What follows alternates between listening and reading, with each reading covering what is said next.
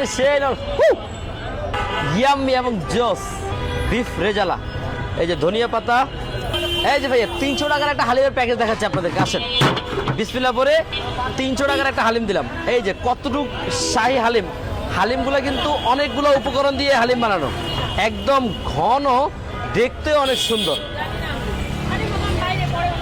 এই যে দিলাম, এই হচ্ছে গিয়ে বেরেস্তা দিয়ে দিলাম। হালিমটা লুকিংটা জাস্ট ওয়াও। এই যে ভিতরে কিন্তু মাংস দেওয়া আছে, প্লাস উপরেও আরো এই যে রেজালা, এটা হচ্ছে গিয়ে বিফ রেজালা, যাকে আমরা মেজবানি বলে থাকি। এই মেজবানি দিয়ে দিলাম, বাস এ হয়ে গেল একটা প্যাকেজ।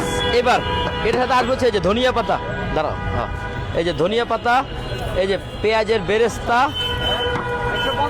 আর হচ্ছে গিয়ে একটু, বাস রেডি আমাদের মাত্র 300 টাকার একটা। দেখেন কত ইয়াম্মি এবং জোস, খেয়াল করছেন? জোস না পুরো ইয়াম্মি না, একদম নরে নরে মানে সেই এই দেখছেন।